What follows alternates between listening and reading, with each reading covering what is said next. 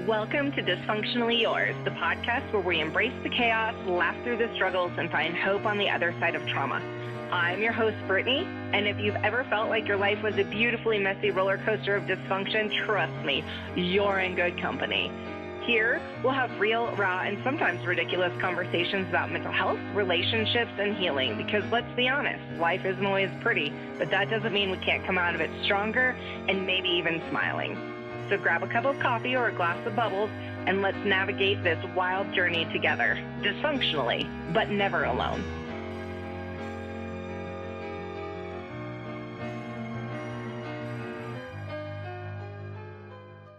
Welcome back, friends, to another episode of Dysfunctionally Yours. I am your host, Brittany, and we're gonna we're having another episode. Obviously, that's what we're doing. That's why we're here. It has been an interesting day. I don't know why I say interesting. It's just been a day, right? I went to a baby shower today. I cannot tell you the last time that I went to a baby shower. And so I went to a baby shower today. That was actually so cute. Just real cutie, just real modern. It was at a brewery. There was some bites, there was some treats, there was an open bar. I say that like everybody was getting shithoused. They weren't. I mean, but like there was just like a little bit of free drinky drink. That was just, I mean, it was kind of a cool vibe. It was kind of a cool experience, and like so excited for this new mama. That's just very, very cool, very exciting. Like she's gonna be great. And I love the idea of a mom that's gonna be amazing. So I did that today. My day started though in the strangest way. I'm there, I'm laying in bed. It's like 6:15. And I hear this sound that sounds a little bit like and I was like, what is that? The dog jumps to the window. Like she clearly heard this and this is not sitting right with her. The cats jump to the window. Like something is amiss. So I also, in turn, jump to the window. I see nothing. There's nothing there. I'm like, okay, well, clearly I'm crazy. Clearly I hallucinated. It's fine. I get up. I go start to make my coffee. I'm standing in the middle of the living room and I hear it again. And I was like, the fuck? Everybody runs to different windows. I look out in my yard. Sure as shit, there are two gargantuan turkeys walking around. I live in the city. Has anybody ever heard of a city turkey? No, that's not a thing. That's not a real thing. So there are turkeys just wandering, two of them. And to be fair, up until 2 years ago, I'm a native. I'm from Colorado. Up until 2 years ago, did not know that turkeys lived in Colorado at all. And then I was hiking with my best friend and I see them. And the ones that I saw, they didn't look like a Thanksgiving turkey. They're like kind of scrawny. They're all really brown. And it took a minute to realize that they were actually turkeys. Anyways, they were. So these are not the weird mountain turkeys that I saw. These are like Thanksgiving turkeys wandering in the yard. Great big red head, blue leg thing. I put shoes on and I run downstairs and I must now see these turkeys. Now, I'm not so silly to get that close because turkeys are actually not kind creatures. I mean, I'm sure they're kind. They just are like the animal that's like, bro, don't fuck with me, right? You are more than welcome to stay way over there or I will come get you. So I don't get ever so close, but I am like kind of walking with these turkeys a little bit. I'm just so intrigued by them. A cat kind of chases them around, not chased, kind of like herds them around a bush. So I walk around the bush. I'm probably 25, 35 feet behind these turkeys, so not far.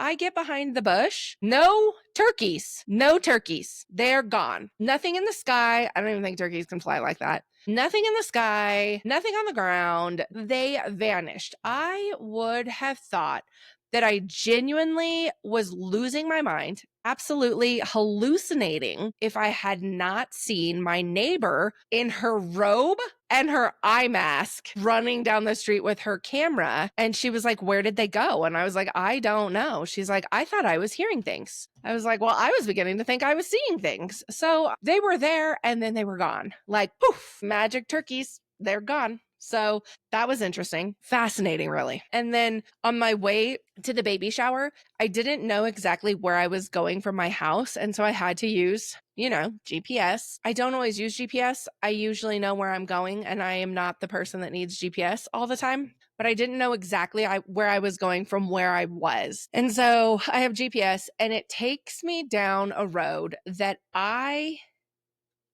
avoid at all cost. There is a particular road where you can see my brother's former apartment, and there's a light at that intersection right there. And I just have no desire to get stuck at said light. I don't want to be there. I don't want anything to do with it. And so I avoid it at all costs. Nope, not today, friends. It took me on that road and stopped me at that light, and I just had to sit there and feel like my chest closing in. And then, I'm driving and trying to fight back tears and stuff. And I'm like, Brittany, pull yourself together, girl. You're going to a baby shower. Yay, babies. So, anyways, then we got to the baby shower and all's well that ends well. So with that, let's jump into the ache and relief of the week. My ache of the week, I got this new cat litter. I saw these ads and promos and things for it. It had amazing reviews. Naturally, I feel like you only see the good reviews. You don't see the bad reviews. But anyways, I order it. I'm like, you know what? What can it hurt? Let's check it out. Let's try it. So I get this cat litter. It is the worst cat litter I have ever had in my entire life. It's called Catalyst, and it's made of recycled saw wood, wood shavings, whatever. It's supposed to be amazing. I'm having to clean this litter box 2 or 3 times a day just to keep it at bay. And I am essentially having to change out this litter every 2 days, which totally box change and everything. And that is not that's not how it's supposed to be. And it's not a little smelly. It is a horrific smell in my house. To come home from work, it's this ugh, it's so bad. I've been trying to get a hold of customer service to complain with no luck. I'm like, I want my money back. This is absolutely insane. I have a month's supply of this stuff. Obviously, it's not going to last a month with as often as I'm having to change it, but still, I'm just really, really, really disappointed in this product. And so that has been my ache of the week. My relief of the week. This was a really interesting sort of moment. I was in a meeting the other day at work, and we were all wrapping up. We were getting ready to leave. And I don't remember exactly how it got brought up, but it was oh no, I know that Brittany values harmony. And somebody walking by kind of stops dead in their tracks and looks did you just say Brittany values harmony? I was like, thank you. She's like, no, for real, I do. She's like, I see the softness in you, and I see that you really value this peace and harmony, this togetherness, and really want this supportive environment and work really hard to do that. And I'm touched, right? Oh my gosh, this is amazing to me. And I'm going to ignore the lady that scoffed at this because you don't know me very well, lady. But this made my heart really warm and fuzzy, because I think a bunch of years ago, and by a bunch, I mean a bunch of years ago, I probably wouldn't have thought much of it and been like, yeah, cool, thanks. And really wanted this kind of reputation of being, kind of a badass and kind of takes no shit, leaves no prisoners kind of situation. And then I had a cousin pass away, and really realized in some of these moments that followed that was not actually what I wanted and not actually how I wanted to be remembered. And I had put a lot of time and thought and effort at that time into like what I wanted at my funeral and whatever. Like that's a totally different story. But it was a big deal to me in that moment that I was like, I want to be remembered. Like when people get up and talk about me at my funeral, I want people to be able to say that I was kind. I want people to say that I was compassionate and that, I was just overall a good human being. And what I don't want is for people to go and be like, well, she was kind of a bitch. She was kind of hard to deal with. She was kind of, just like, yeah, she was a badass, but like nobody could get close to her. I didn't want those things said. And so it was in those moments, 10 and 15 years ago that I really was like, hold on, I can change this narrative that I'm on. And I understood why I wanted that for myself. I understood the world that I was coming out of and why that mattered to me, that like, yeah, don't fuck with me. And then also like there's another side of that coin, right? And so, yeah, I've spent a lot of time working on that. And I always get a little like tickled when somebody says like, oh no, I see the softness in you. Cause I'm like, you do? I don't see that. I still would never say that I like emulate, hold on. What is the fucking word I'm looking for? Hold on. Jeez, that was hard. The word I'm going to go with is emit. I feel like I wanted it to be a bigger word, but I don't feel like I emit that like softness. So when other people see it, it does make me happy because for a long time I've also referred to myself as like abrasive, and people don't really like that, but that was something that I really I did embrace the word abrasive, and I've spent a lot of time in therapy rewording some of these things, that I'm not necessarily abrasive, but I am very direct and I can be very guarded, and that can come off in a lot of different ways. But anyways, so I've thought a lot about these things, about how I want to be perceived, about how I want people to remember me, about how I want people in the workplace to, how I want them to know me, just as far as like reputation. I think reputation is a huge, huge, big deal, especially in my job. I think just in general, to be honest, like whatever you do,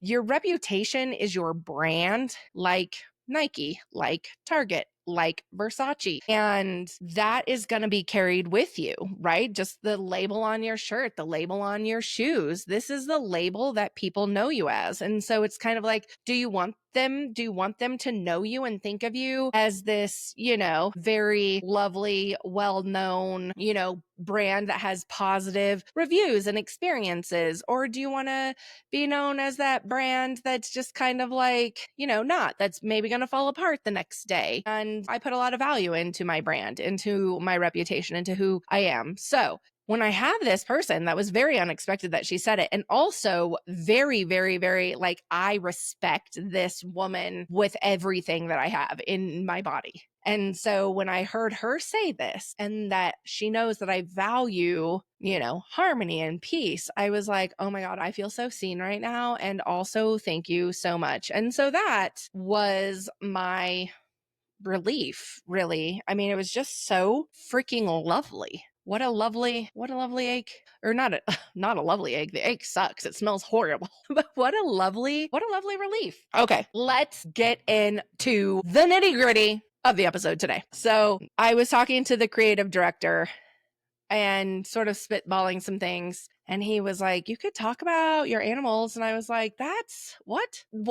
How? Nobody cares about my dog. Nobody but me cares. But then I got to thinking about this, like I can make this work because I talk about my animals so much, and this is what I do. And this is shit. Last week I talked about polar bears. The week before that I was talking about the hawks and the eagles and the this, that, or the other thing, and going to the park. And right, this is what I talk about. So this clearly is just a part of me.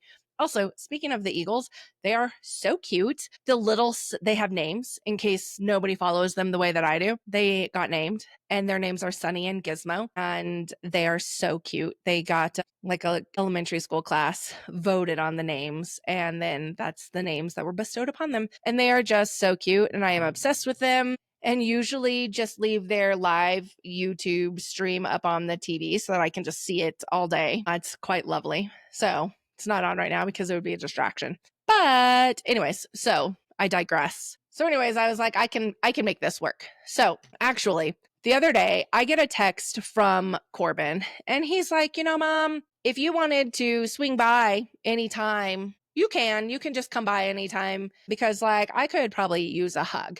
I'm like, oh, my mom heart, right? And so the next day I happened to be off work, and I was like, I'm going to go swing by.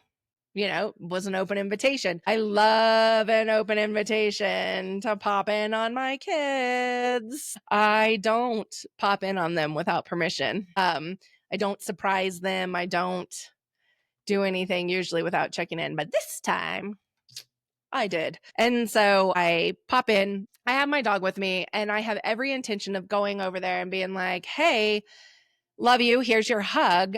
But do you boys want to come with me and because Caden has a dog?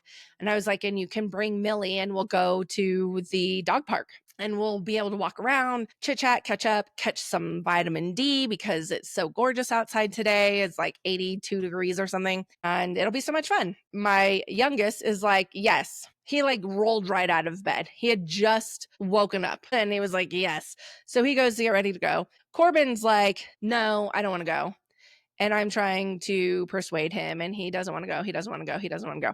So we're getting ready to go.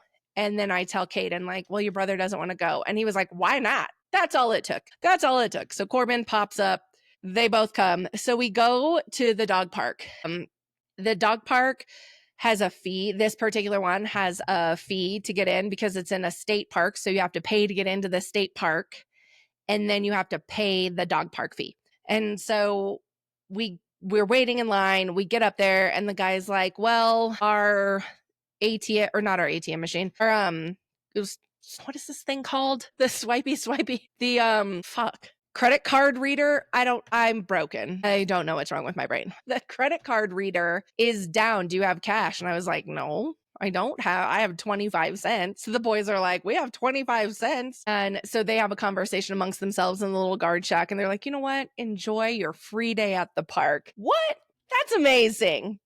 That's cute. Free day at the park. I was ecstatic about it. So anyways, we go in. Everybody in the state of Colorado is at the park. Every single human. I'm like, again, doesn't anybody work? Again, this is a Friday. So again, I'm like, doesn't anybody work ever? Nobody works on Fridays anymore. This is ridiculous. So anyways, we're at the park, we're hanging out, and it was really lovely to be able to take Sweetie and Millie and Corbin and Caden and just hang out and watch the dogs play and watch them play in the water and stuff. So that was quite lovely.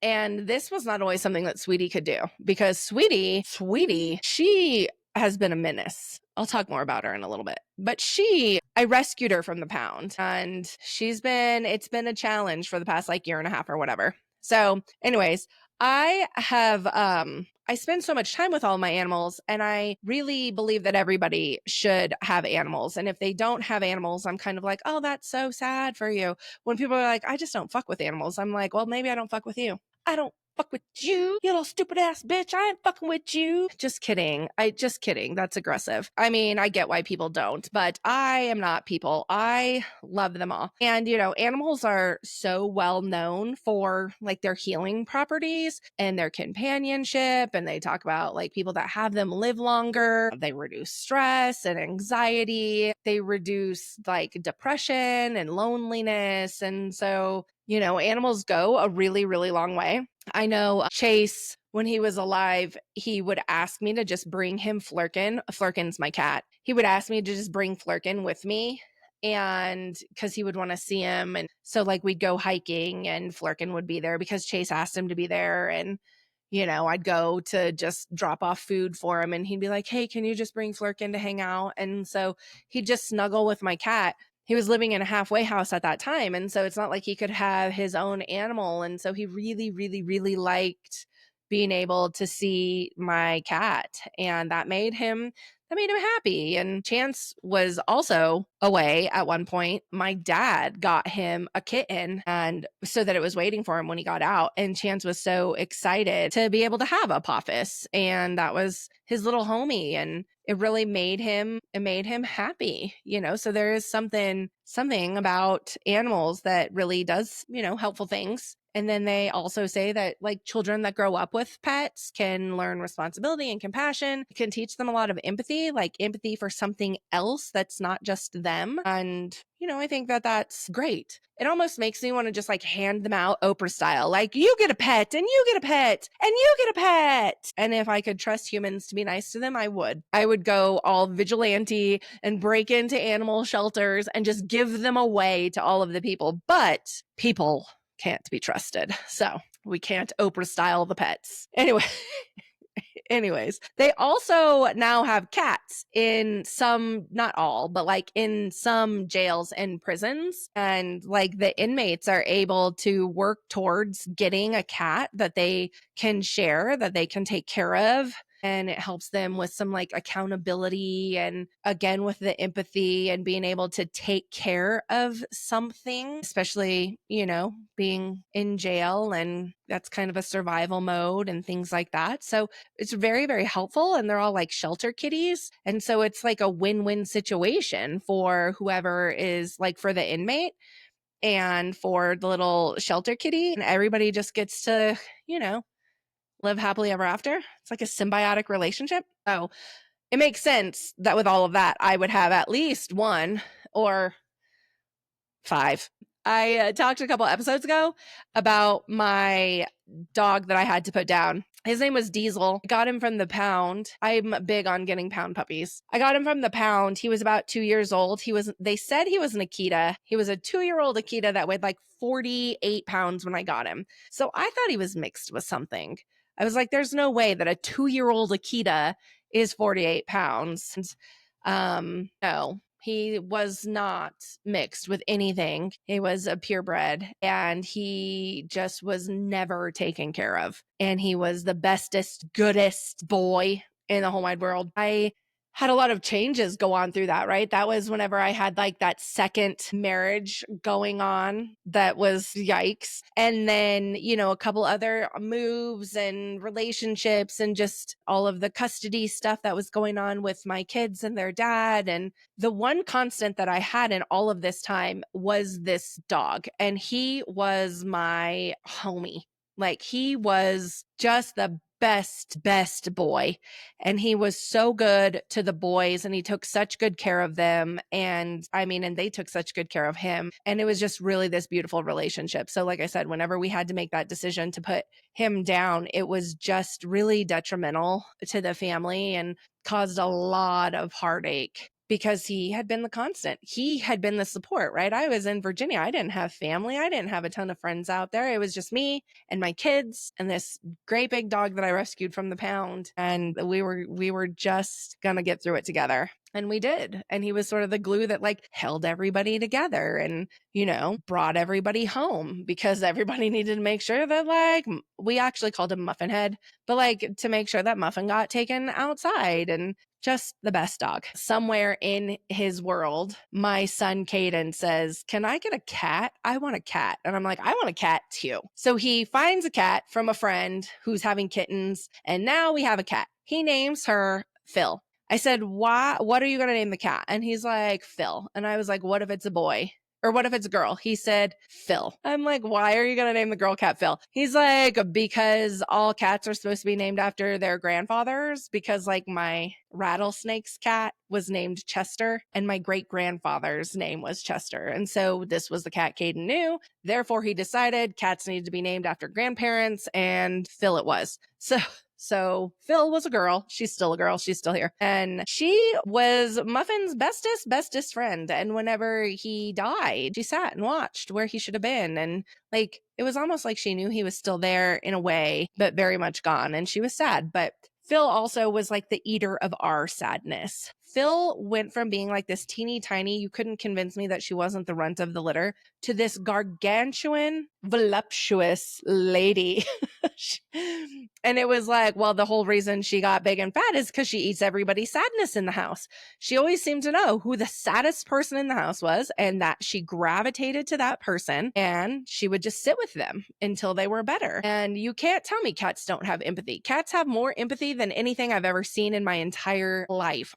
I promise, hands down. And so, that was always just sort of the running joke that, like, of course Phil got big and fat because she ate everybody's sadness, and we appreciate that from her. And then we ended up with this little tiny dog called Dobie. I couldn't stand Dobie. Dobie was insistent on destroying my house.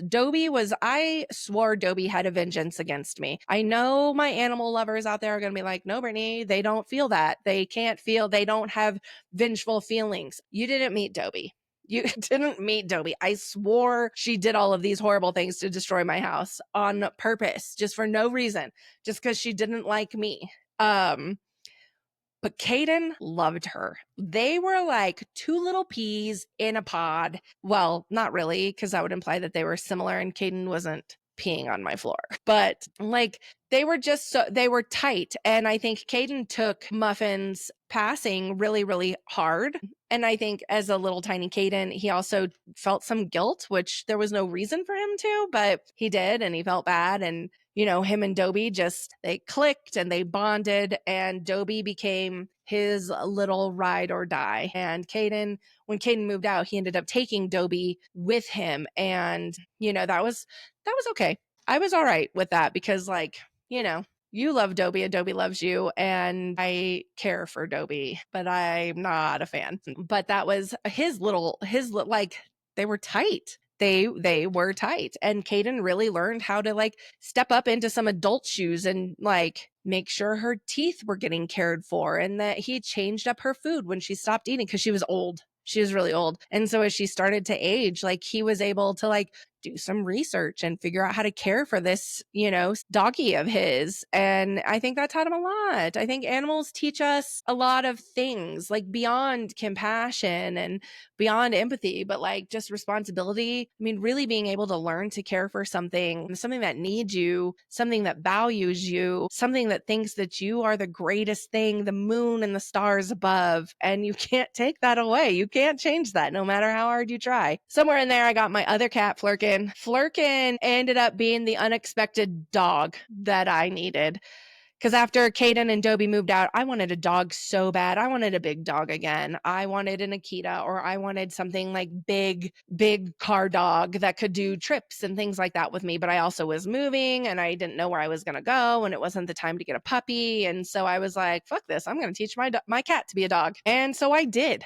Like, backpack, leash, train Flurkin to just go where I went, ride in the car, ride in the backpack. We would go watch the sunrise at the ocean front.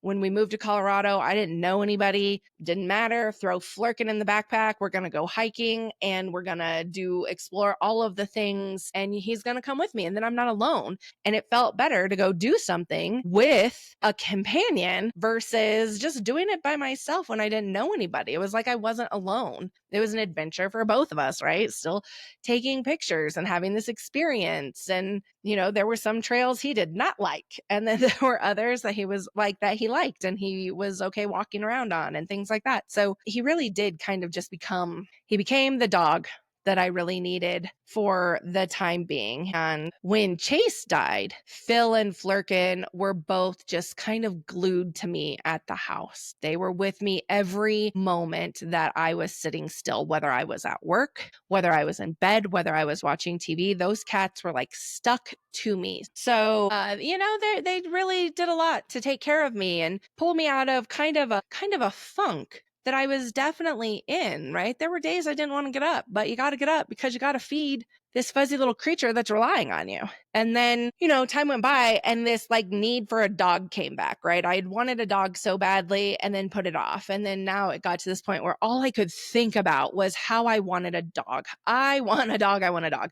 And I spent so much time going through shelters after shelter, after rescue, after rescue, after shelter, trying to find just this perfect dog that I wanted. And I spent months and months and months doing this. And then one day I'm sitting there scrolling and I see this picture of this beautiful little sweetie at the pound. And I was like, oh my God, I love her. She's just so lovely. And so I'm checking on her every day. Every day I'm like checking because I just can't get her out of my mind. And I'm halfway thinking like, well, if she's gone, she's gone. It wasn't meant to be. She's there for another couple of weeks while I'm watching her every day. And so one day I was like, I'm just going to swing by. I'm going to swing by the pound on my way home just to see, just to check it out. And I go, they let me see her. This dog wants nothing to do with me. She wants to see all of the other dogs. She's so focused on everything other than me. She won't come get treats from me. She doesn't want to play with toys. She doesn't want to do anything. The guy comes back out after I've hung out with her for a little while. And he's like, well, what do you think? And I'm like, why has she been here for so long? Because she's been here for a long time. I don't quite understand. And he's like, well, the same way she's not connecting to you, she just isn't connecting to people. And so nobody wants to take a dog that won't connect with them into their home. And I was like, well, what would I need to take her home? And he said a driver's license and $31 because they were having like a random October Halloween special or something like that. I was like, I have both of those things. Wasn't planning on taking her home. Did in fact take her home. That didn't go over well. Nobody was expecting her to come home, but she came home. The first time I took her out on a walk, this dog gave me, I had like gashes in my hands from rope burns from her pulling so hard. She was a menace. You could not walk her. She would not connect to you. She would not do anything. And the guy had said, you're gonna need to be patient with her. And I'm like, that's fine. Like, you know what? We should be patient with everybody. It's okay. I didn't, fully know what that entailed, but we should be patient with everybody. Like she's like a 4 or 5-year-old dog. She's going to take some time. So anyways, I have since decided that maybe Sweetie is a little bit of a metaphor of my own personal life, right? Like she's initially very reactive to everything. God forbid you see another dog walking down the street on a leash. She is going to bark and make a spectacle of herself. And I'm like, girl, you sound so vicious, or just lunges after all the bunnies and all of that. She was also really afraid, right? Afraid of new people, not welcoming of new people into her circle. She just wanted to run like hell from everything. I'm like, yeah, girl, me too. I don't want new people in my circle. I want to run away from everything too. I'm very reactive to all of the things because I want to keep everything at bay. I get that. And she was very much like, don't touch me. She didn't want to be pet. She didn't want anything. She definitely don't brush her. Yikes. She'd bite you. So I'm like, me too. Don't touch me either. Like we're the same. We're the same. But she is very content in all of her familiar places. And I'm like, me too. I love all my most favorite spaces. And she does like to be brushed now by me. But I'm also like, me too. I'll let some people touch me, but like also not many. And she is social, but she's like selectively social. So see, she's like, we're like the same, but different. We're learning together. We're growing together. But she had like such bad manners, just such bad manners. And so she couldn't go to the dog park. She couldn't go to patios. She couldn't really be around other dogs and stuff. But now she can.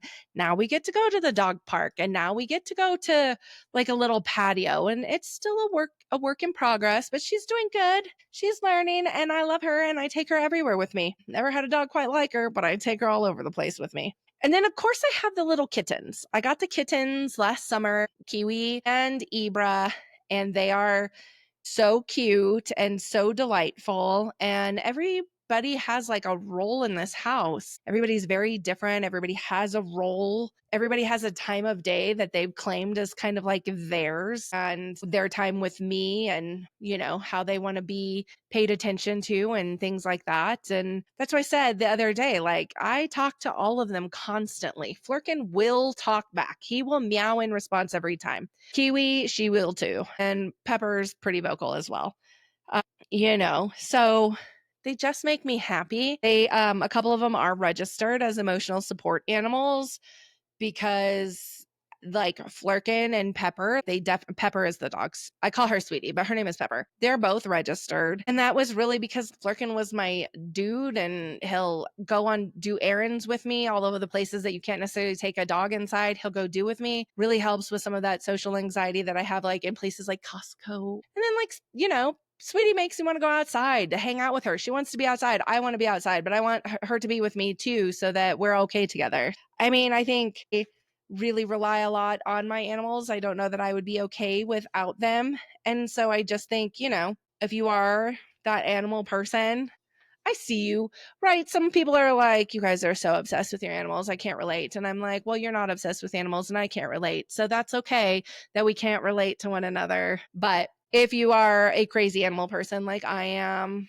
I see you. If you're thinking about getting one because you're like, would it really help benefit my mental health? Yes, is the correct answer. So please do that. And again, if they're going to continue to not be your cup of tea, that is okay. That is okay. I know my best friend, deathly allergic, and still dopes himself up on all kinds of Benadryl to come into my house to be with the cats. And I appreciate that. I appreciate people being willing to meet me where I am as far as like my animals go. You know, I think that matters. Being willing to accommodate other people if they only want to go places with their animal or sit on certain patios or go to animal friendly places. This, like, Colorado is such a place that animals can go almost anywhere, which is cool, you know, but like, understand why some of us are a little bit more neurotic than others about our animals because they probably got us through some really, really, really shitty, dark times. And we love them for that. We love them for loving us without any judgment. We love them for guiding us through challenging situations, sort of like a tether, like, or a lighthouse or some really symbolic, metaphorical, blah, blah, blah. That is my episode about all of my animals. So now when you hear me ranting and raving about them, you at least know why I am the way I am. And maybe now you know that I'm even more neurotic about them than you originally thought. Like, yes, I take my cat hiking. Yes, I take him to do errands with me. Yes, he has preferred places. He hates PetSmart and loves Target. I think it has to do with the smells. I don't know. Anyway, do not forget to like and subscribe on whatever streaming platform you are listening to. You want to make sure that you're getting those notifications because you don't want to miss a new episode. New episodes drop every Monday. The video version of this is available on YouTube, also releasing Monday simultaneously. You can engage with us on Instagram at the Dysfunctionally Yours podcast, and that is where you will find the anonymous Google form that lets you type in about what makes you dysfunctional. We also have a new clip in there that's like toot your own horn. So go in, fill it out, toot your own horn. Like, what are you proud of? Let's talk about that. What have you overcome? What are you proud of? What do you want to share? What do you want to congratulate yourself for? Because we are here for that. And you can find some additional clips, some behind the scene content, all of that type of stuff. And you can engage because let's grow this community. We are trying to build and grow because people need people. So until next week, don't be afraid to be great. Toodles, poodles, bye.